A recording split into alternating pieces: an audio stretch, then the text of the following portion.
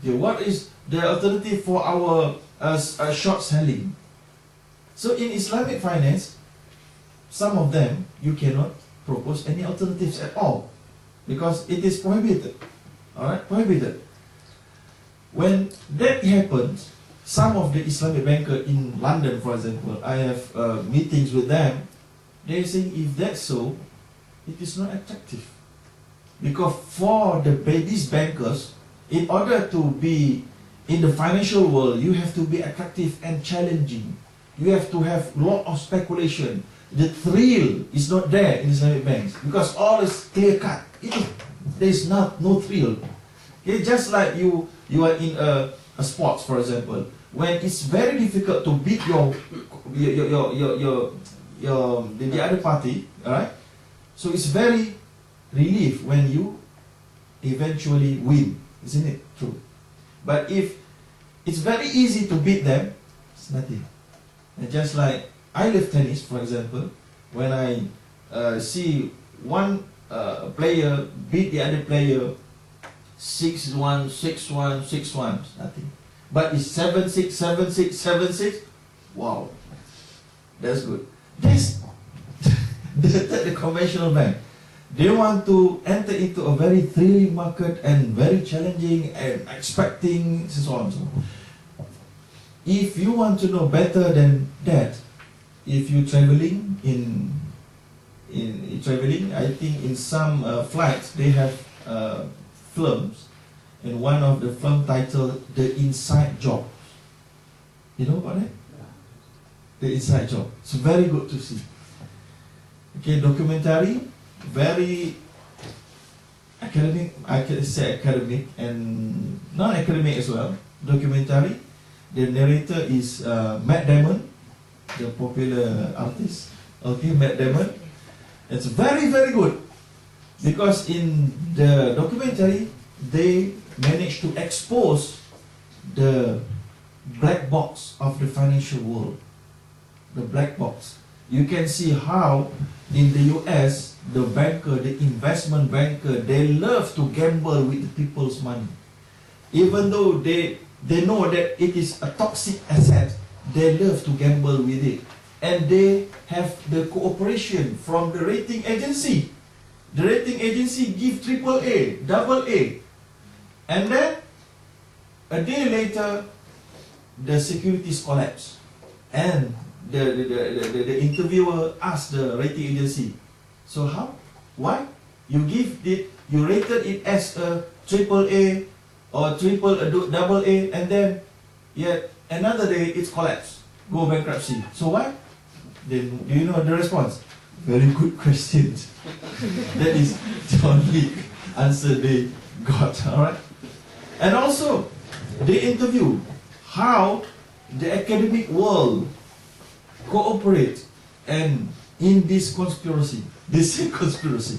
You know, the academic world with the professor, how the financial world bribes, in inverted commas, bribes the professors. So the professor in the economy, professor in finance, all teach of this instrument. They say this instrument are very good, blah blah blah blah blah blah, and then they are being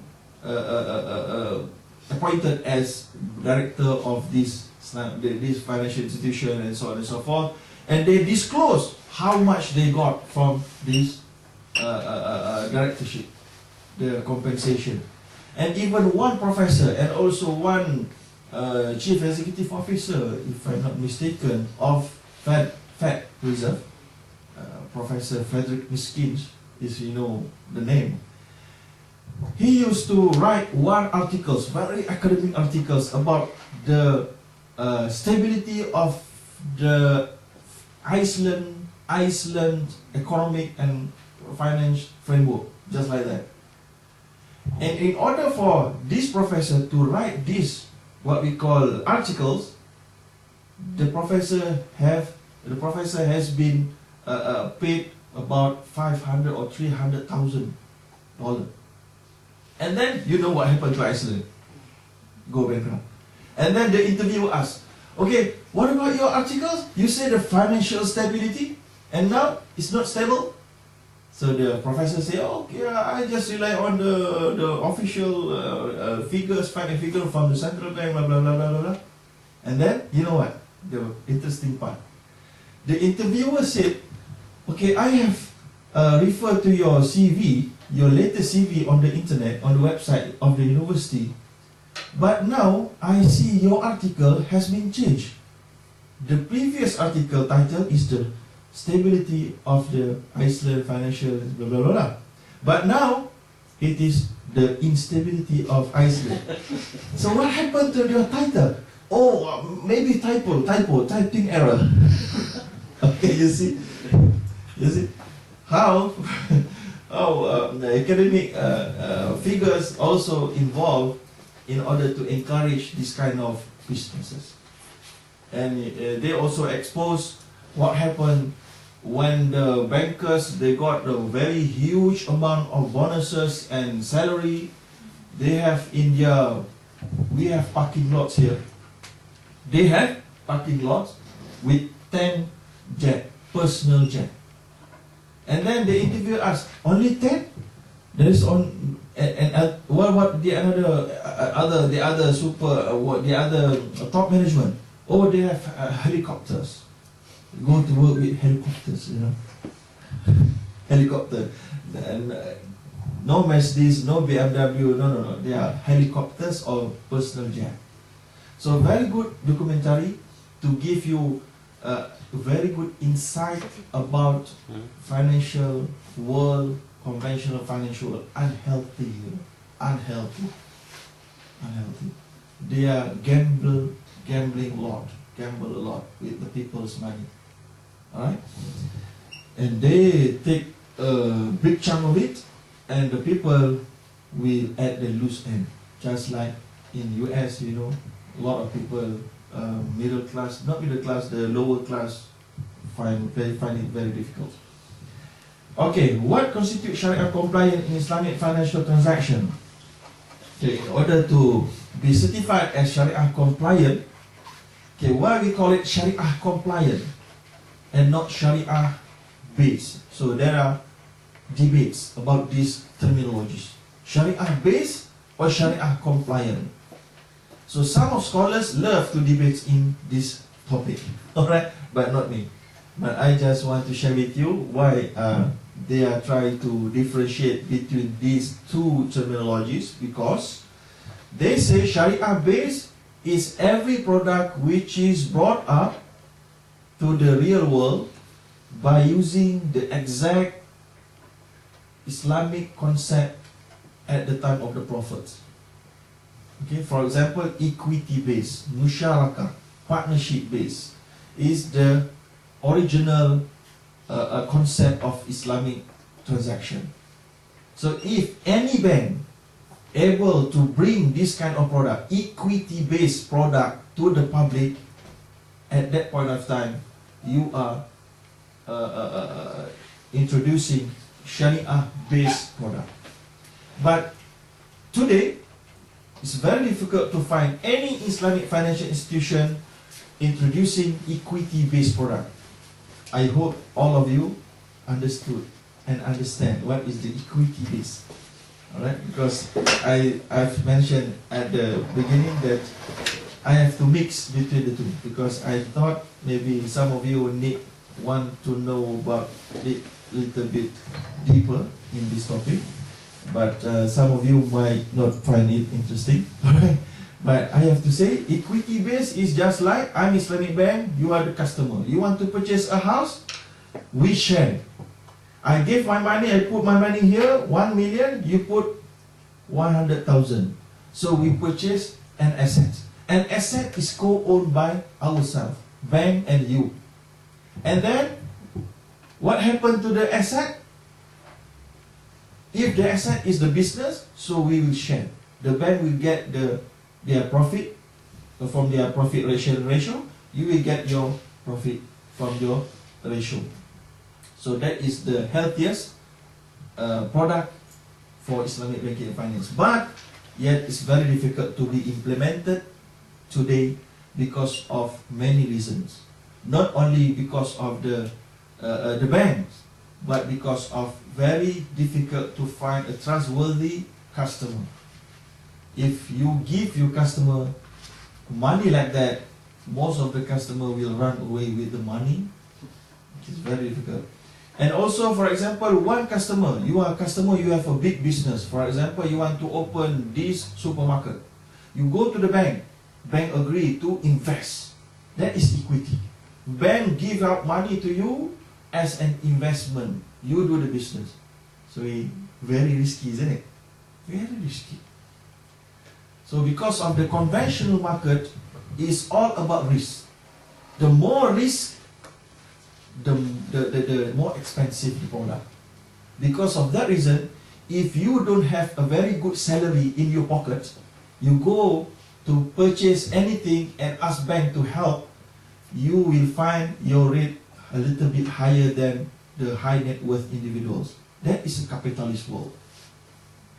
The more richer, the richer you are, the cheaper you get. Is it okay? Okay or not?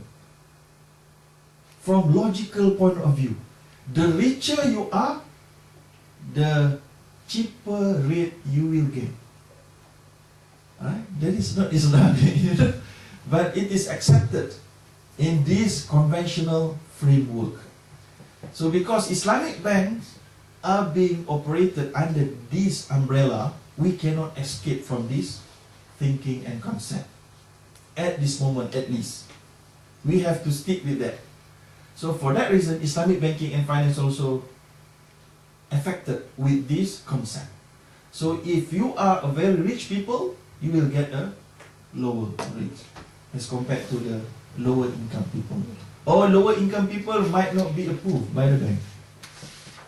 It is acceptable or not? Because when I give a lecture in Bahrain, one doctor in Bahrain say, it is not acceptable. Islamic finance, Islamic bank, you have to support and you have to help the poor people as well.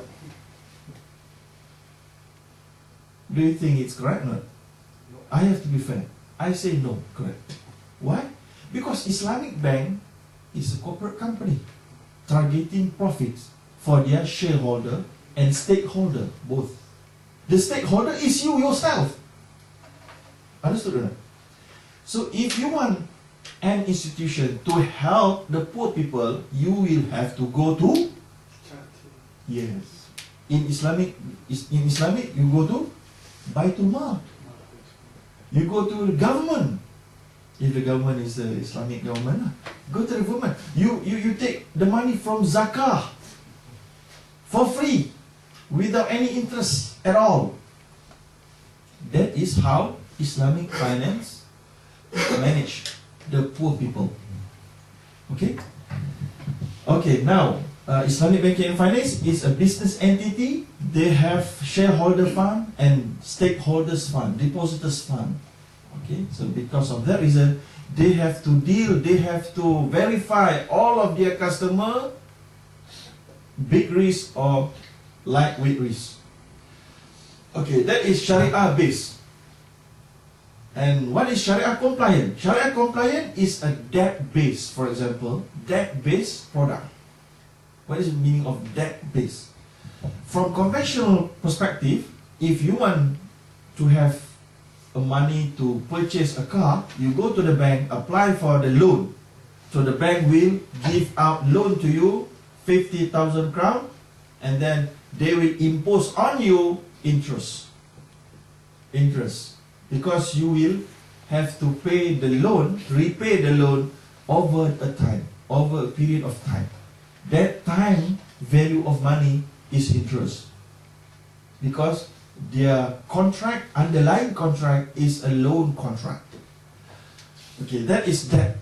That is loan. Islamic finance today, what they do, most of them, what they do is that, okay, if you want to purchase a car, some Islamic banks say, okay, just relax, we just process your application first. After approval, the Islamic bank will purchase the car and then sell it to you on a markup price.